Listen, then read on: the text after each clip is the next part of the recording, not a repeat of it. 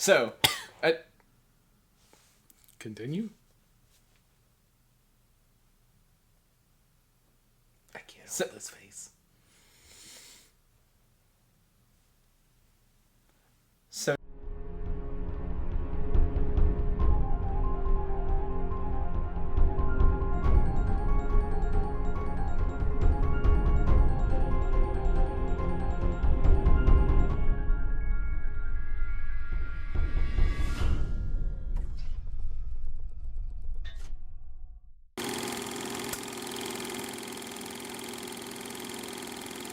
next on our MCU Phase 1 series that we're doing is Thor.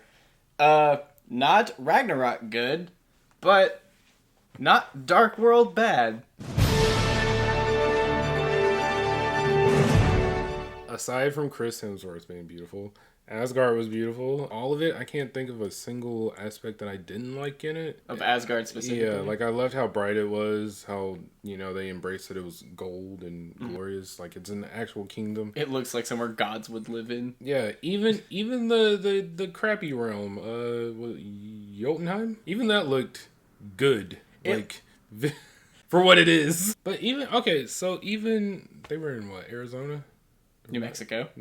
Same thing. But even that, looked good. I think it was a good setting because tone-wise it worked. Because the whole point of Thor going to Earth is to humble him. Yeah, can't get more humble than, you went a backyard-sized city. You went from a castle to a coffee shop. Desert. And even though, the Frost Giant place is just a ice wasteland, again, it still has, mythology, heights of epicness designed into it. You still get the grand scale of everything. Also, the suit designs, they were able to adapt Thor very well. Because looking at that comic outfit, you don't have a lot of options. They even made the winged helmet look cool. I'm personally upset he doesn't wear the helmet. He only wears the helmet for that one scene. I was like, I don't know, the helmet looks kind of cool. It does. I like it, but, can't cover up that face. And I liked Odin. Odin actually looked like... Don't fuck with this guy. Yeah, it's okay. Loki's big old ram helmet. I love how goofy it is. Yeah, everything about, the set design, the use of color, the CGI, the grandness, and how it doesn't look dumb. You're the meaning in my life. You're the inspiration. It's so easy, to make fun of, just silly superhero costumes, how they are and everything. Something as simple as Superman gets made fun of. But, when you look at Thor, it's no, that works. But the movie does have its faults when it comes to visuals. Specifically, when you gotta turn your head like this. Look at all these Dutch angles. It's because the director was yeah, it's supposed to be like a comic book. And comic books have, angled shots. In some scenes, it could work. The problem is they do it in every scene. Yeah. So when it does work, it's okay, now I'm just getting used to how the movie looks. I'm getting used to this. Mm-hmm. And this. It works in context of a couple of scenes, but then, why is the whole they just started doing it just for the sake of it. I'm okay, this is... Look, it makes the shot interesting. Does it? Were you working with a broken tripod this whole time? There's a fucking shot where, it's transitioning where, I think it's when S.H.I.E.L.D. takes all their shit, it zooms out and, kind of tilts up to them sitting on the fucking... roof, and as it's tilting up, it goes. I'm why are you doing that? Just tilt up. You don't. Yeah. Not everything has to be at a fucking angle. It's almost like Ang Lee's Hulk, where they do the comic book cutouts, the freeze frames and all that shit. It looks like a comic book now. It's sometimes that just doesn't translate. No, it doesn't. So yeah, besides the abundant Dutch angles in this movie. Visually, it's very pleasing. It definitely stands out more than, definitely more than Hulk, and more than Iron Man. I swear to God. Chris Hemsworth as Thor. I can't really see anybody else as Thor. I don't know if that's because he's so good at it. He's been so good for so long, kind of like that Hugh Jackman thing. Right. Or I'm sure someone else could be, but I have no desire to see it. Well, I mean, they were going to choose his brother, and I'm nah.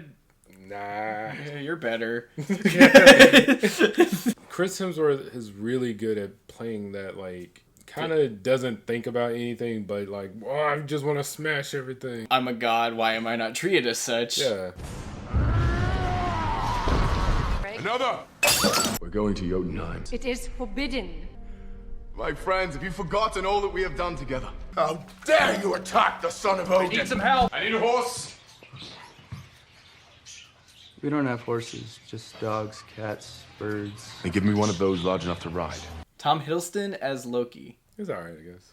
I mean, again, it's one of those things where it's like I can't see anyone else as Loki. Yeah. He definitely grows into more of his character in Avengers, but for this, I think he pulls it off just enough.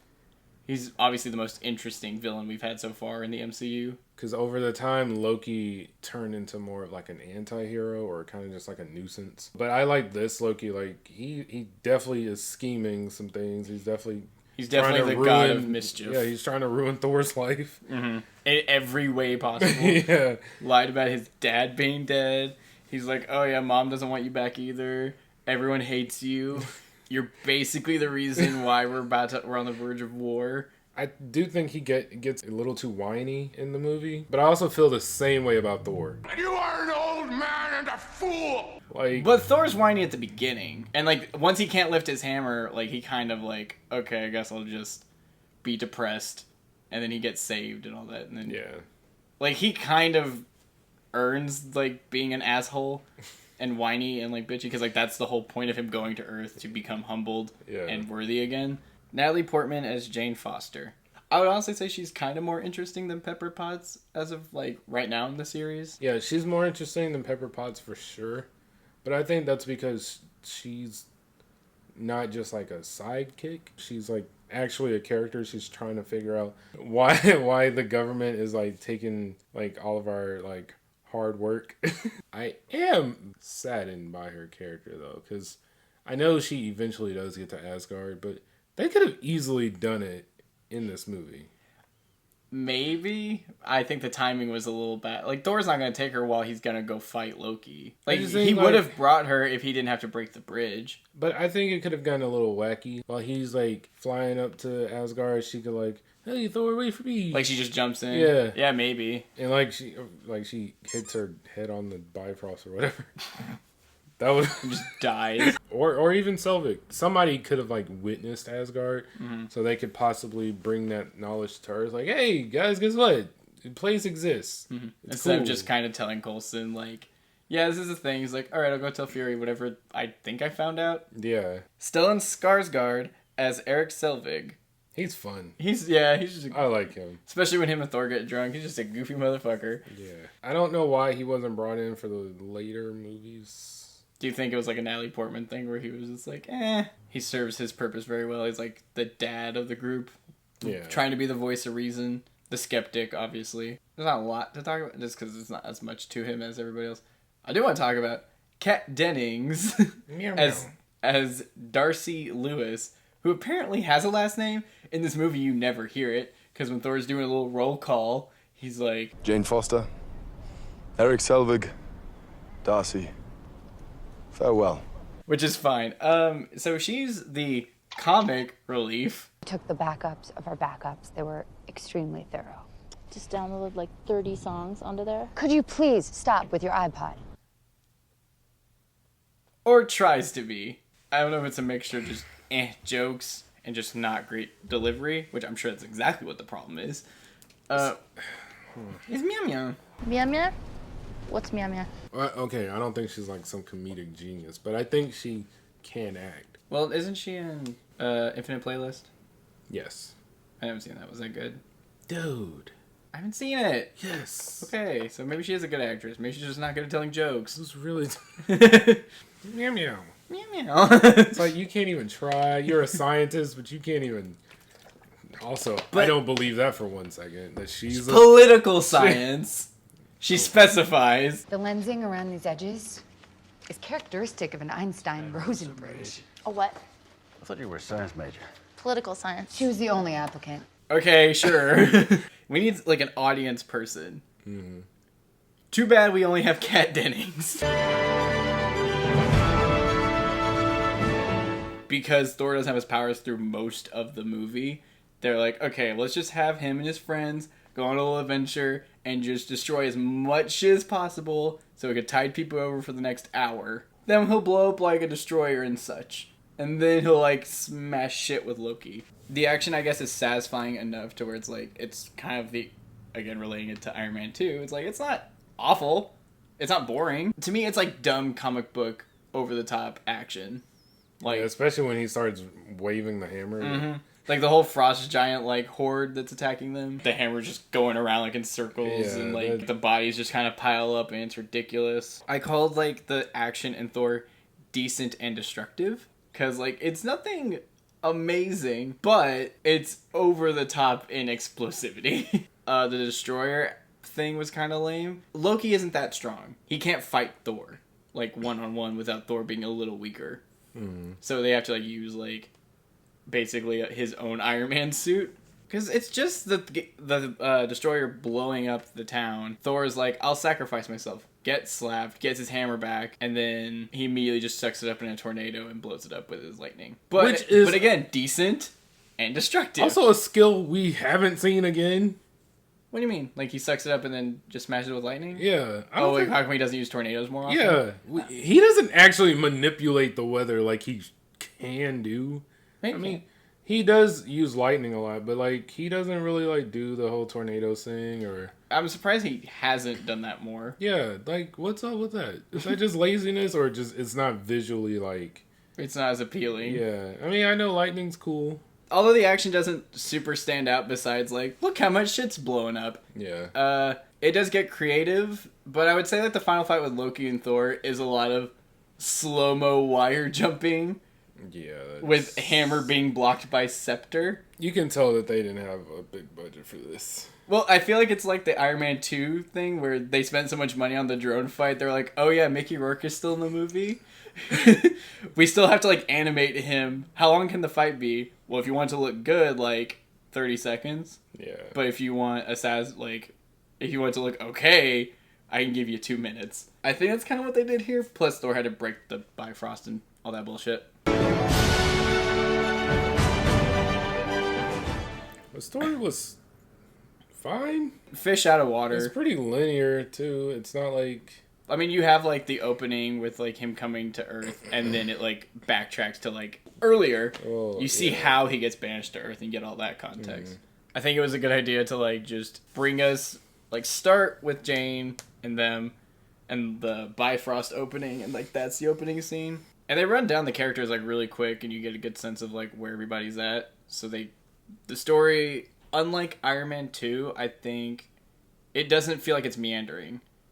Everything definitely feels like it has a purpose, and nothing seems to linger. My only issue with the story is, like, again, it is kind of not repetitive, but, like, you've seen it before. The only difference is, like, you have really good casting that kind of brings it out. Despite what you think about the sequels, whether it's Dark World or Ragnarok, Thor 1 did a very, very good job at world building and character. I'm not going to say character building, but character establishment. I just would have preferred if they stayed in Asgard longer. I know why they didn't, because that's how you're trying to fish out of water story. Yeah, like it'd be a really bad fish out of water story if you keep the fish in the water story. The fish in the water story. So I know you had to put it on Midgard because it makes it relatable for us. Mm-hmm. But I think you could have, explored the other realms like they tried to do in Dark World. Like they tried, sure. They tried, but I don't know. I think that's just my personal bias because I like the visuals of Asgard so much. But there's other realms you could have possibly explored. Well, it's definitely a character-based movie, so I don't think they were concerned about how many locations can we go to. That was definitely a more, like you said, Dark World and Ragnarok thing. It's like, now that we established Thor, he has like little growth as a character. Now let's put him in more places.